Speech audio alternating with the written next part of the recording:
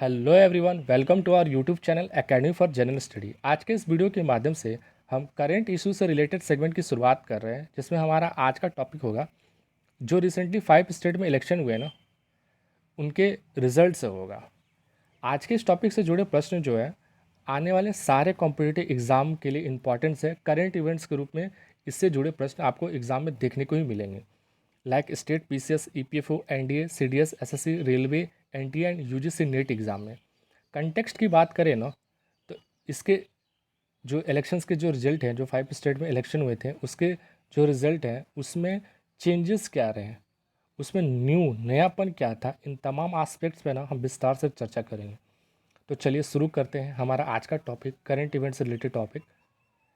जो देखिए, इन 5 स्टेट में जो इलेक्शंस जो हो रहे थे, जब इलेक्शन डिक्लेयर हुए थे, उस समय जो हमारे देश के चीफ इलेक्शन कमिश्नर्स थे जो थे ना, वो सुनील अरोड़ा साहब जो थे, वो 23rd chief election commissioner of India थे। लेकिन अप्रैल मंथ में इनका टेन्योर ख़त्म होता है, तो सुशील चंद्रा को देश का नया चीफ इलेक्शन कमिश्नर बनाया जाता है। ये 24 नंबर के चीफ इलेक्शन कमिश्नर थे। आपको एक क्वेश्चन यहीं से बन जाएगा कि जो सुशील चंद्रा थे हैं वो कितने नंबर के चीफ इलेक्शन कमिश्नर हैं। तो याद रखिएगा 24 नंबर के चीफ इलेक्शन कमिश्नर हैं। देखिए, जो इलेक्शन डेट शेड्यूल अनाउंस हुई थी ना, वो 26 फरवरी 2021 को हुई थी, जिसके थ्रू असम, तमिलनाडु, वेस्ट बंगाल, केरला एंड पौंडीचेरी में इलेक्शन हुए थे। इन पांचों स्टेट के और एक ये यूटी जो इलेक्शन हुए थे, उनके जो रिज़ल्ट है वो 2 मई को आए थे। 2 मई को इनके रिज़ल्ट आए थे। देखिए, ये 2016 का डाटा है असम का, इसे भी हम डिस्कस कर लेते हैं। 2016 में जब इलेक्शन हुए थे ना, उसमें बीजेपी के नेतृत्व में सर्बानंद सोनोवाल की सरकार बनती है, जिसमें वो सीएम बनते हैं। पहली बार ऐसा हुआ था कि नॉर्थ ईस्ट में ना बीजेपी को इतनी बहुमत मिलती है और वो सरकार बनाते हैं। जो अभी 2016 के जो 2021 के जो परिणाम है वो हम आगे डिस्कस करते हैं। देखिए, अभी जो असम के गवर्नर साहब हैं ना, वो जगदीश मुखी साहब हैं, जो हमारे अभी असम के गवर्नर हैं। असम की जो लेजिस्लेटिव असेंबली है ना, वो 126 सीटों की है, जिसमें मेजोरिटी के लिए चाहिए 64। 2016 में जब बीजेपी ने सरकार बनाई थी, तो उसको उसके और उसके अलायंस गठबंधन घटक दल को 71 सीटें आई थी, जिसमें अकेले बीजेपी को 58, एजीपी को 12 और आईएनडी को 11 सीटें आई थी। बहरहाल अभी का क्या सिचुएशन है उसको हम आगे डिस्कस करते हैं। लेकिन इन स्टेटों में से जो 2021 के इलेक्शन हुए थे, उनमें पहला स्टेट हम डिस्कस करते हैं वेस्ट बंगाल। वेस्ट बंगाल का जो इलेक्शन है काफ़ी इम्पॉर्टेंट था, क्योंकि कई कयास लगाए रहे थे कि क्या वेस्ट बंगाल में नए चेंजेस आएंगे, क्या होगा। हालांकि ऐसा कुछ हुआ नहीं।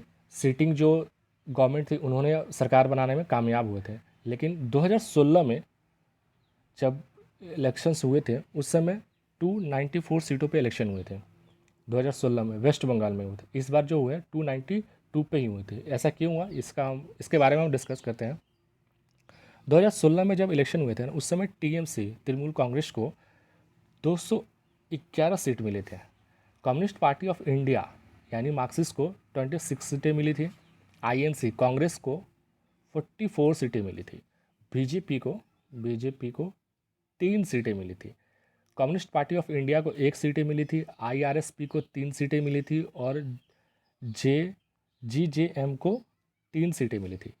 और एक जो सीटें थी वो इंडिपेंडेंट कैंडिडेट थे। ये हम बात कर रहे हैं 2016 की। 2021 में क्या हुआ? 2021 में जो इलेक्शन हुए वो 292 सीटों की होती है, क्योंकि 2 सीटों की जो इलेक्शन थे उसको पोस्टपोन कर दिया गया था, इसलिए 292 सीट पे ही इलेक्शन होते हैं। इसका जो नतीजा था, टीएमसी एक बार फिर से फुल मेजोरिटी के साथ सरकार बनाने जा रही है, क्योंकि उनको नंबर ऑफ़ सीटें जो है 213 आई है, जिसमें बीजेपी को 77 है, एक इंडिपेंडेंट कैंडिडेट है और एक राष्ट्रीय सेकुलर पार्टी जो है उसको 1 सीटें मिली हैं। यानी टोटल नंबर ऑफ़ सीट्स जो है वो 292 है। ये वोटिंग शेयर है, वोटिंग परसेंटेज किन किन पार्टी को कितना सीटें मिली है। 38.1% ये बीजेपी को मिला है। टीएमसी के जो देख रहे हैं आप, ये पूरा आधा से ज़्यादा फुल मेजोरिटी के साथ टीएमसी एक बार फिर से सरकार बनाने जा रही है। जो वेस्ट बंगाल में इलेक्शन हुए थे ना, वो 8 फेज़ में हुए थे। 8 फेज़ों में इलेक्शंस कंडक्ट करवाए गए थे बंगाल में। जो पहला फेज स्टार्ट हुआ था ना, वो 27 मार्च से शुरू हुआ था, और जो लास्ट फेज का जो इलेक्शंस था ना, वो 29 अप्रैल को हुआ था। 8 फेज़ में इलेक्शन हुए थे। 2 मई को रिजल्ट आए थे, नतीजे आए थे। आप इससे एक क्वेश्चन बन सकता है, आप तैयार है ना इससे कि कुछ कितने फेज़ों में वेस्ट बंगाल में इलेक्शन हुए थे? तो वेस्ट बंगाल में 8 फेज़ में इलेक्शन हुए थे। पहला फेज़ जो था 27 मार्च को था, जो नतीजे आए थे 2 मई को आए थे। इंटरेस्टिंग बात क्या हुई वो मैं बताता हूँ। ममता बनर्जी टीएमसी को काफ़ी मेजोरिटी दिलाने में तो कामयाब तो हो गई, लेकिन वो खुद अपनी कॉन्स्टिट्यूंसी से चुनाव हार गए, यानी कि नंदीग्राम से इलेक्शन हार गई बीजेपी के शुवेंदु अधिकारी से। तो आपके मन में ये होगा कि अगर कोई शख्स इलेक्शन हार जाते हैं तो क्या वो चीफ मिनिस्टर बन सकते हैं? जी हाँ, बिल्कुल बन सकते हैं। हमारे कॉन्स्टिट्यूशन में ऐसा प्रोविज़न है। कोई भी शख्स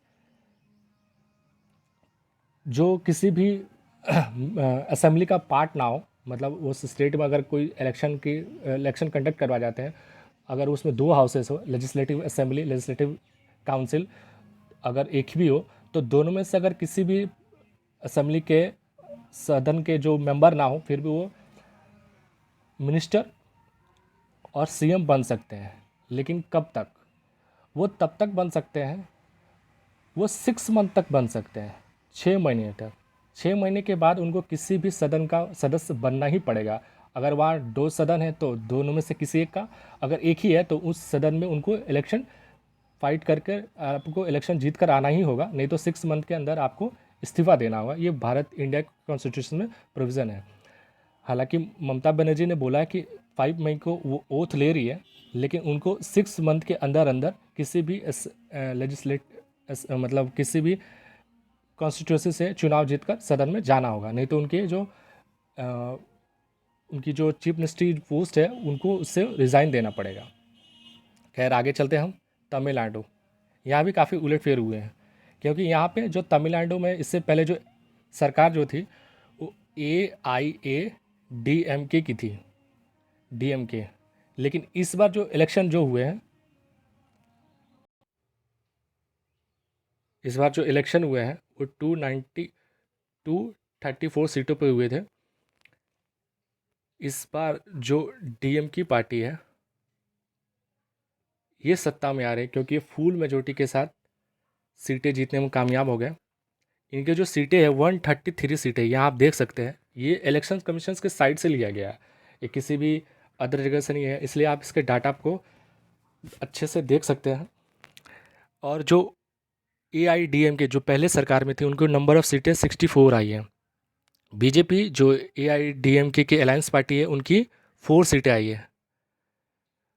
और इंडियन नेशनल कांग्रेस की जो सीटें हैं INC की, वो आप देख सकते हैं 18 सीटें आई हैं। और टोटल नंबर ऑफ़ सीट्स जो है ये है, टोटल नंबर ऑफ़ सीट्स। यहाँ भी सिंगल फेज में, एक ही फेज में इलेक्शन हुए थे 6 अप्रैल को, जिसके नतीजे 2 मई को आए थे।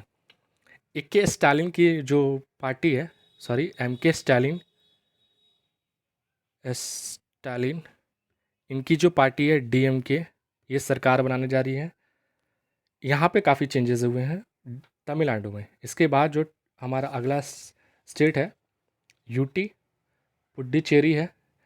30 वनली सीटें हैं असेंबली के। यहाँ पे, यहाँ भी लेफ्टिनेंट गवर्नर और CM के बीच काफ़ी कॉन्फ्लिक्ट देखने को मिल रहा है। हालांकि इससे पहले जो यहाँ पे गवर्नर थी किरण बेदी मैडम थी, जिसमें उनको इलेक्शन से पहले यहाँ से गवर्नर LG के पोस्ट से हटाया भी जाता है, क्योंकि कई बार कुछ कॉन्फ्लिक्ट के चलते यहाँ के चीफ मिनिस्टर ने रिज़ाइन कर दिया था, और काफ़ी कॉन्फ्लिक्ट इश्यू हो रहे थे, जिसके बाद स्टेट में इलेक्शन करवाए जाते हैं।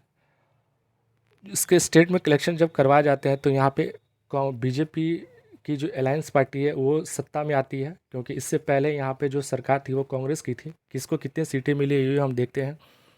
ऑल इंडिया INR को 10 सीटें मिली हैं, ये देखिए। बीजेपी को 6 सीटें मिली है।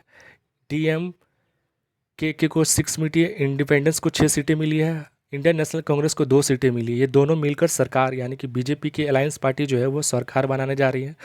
इससे पहले पुडुचेरी में जो थी कांग्रेस की सरकार थी। ये नंबर ऑफ़ सीटें जो थे परसेंटेज में, ये किन किन पार्टियों को कितना वोटिंग शेयर मिला है देख सकते हैं आप इनको। DMK को 0.3% है, ADMK को 4.14% वोट मिली है। इन तमाम ये सारे परसेंटेज वाइज दिए हुए हैं जिसको आप देख सकते हैं। अगला जो स्टेट है केरला। केरला में देखिए पहले भी यहाँ पे कम्युनिस्ट पार्टी की सरकार थी केरला में, जो 140 सीटों वाली असेंबली वाली सीटें हैं।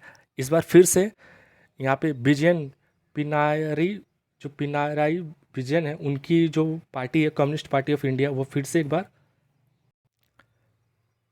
सरकार बनाने जा रही है। इसमें कम्युनिस्ट पार्टी ऑफ इंडिया को 17 सीटें मिली है, कम्युनिस्ट पार्टी ऑफ मार्क्सिस्ट को 62 सीटें मिली हैं, इंडियन नेशनल कांग्रेस को 11 सीटें मिली हैं, कांग्रेस सेकुलर को 6 सीटें मिली है और इंडिया यूनाइटेड मुस्लिम लीग्स को 15 सीटें मिली है। बाकी ये छोटे छोटे घटक दल हैं, इनको एक एक दो दो पाँच पाँच सीटें मिली। कुल मिलाकर कहे तो कम्युनिस्ट पार्टी एक बार फिर से केरला में सरकार बनाने जा रहे हैं। ये वोटिंग शेयर है, वोटिंग परसेंटेज किस पार्टी को कितने वोटिंग परसेंट आ रहा है ये आप देख सकते हैं, क्या क्या वोटिंग परसेंट और शेयर रहा।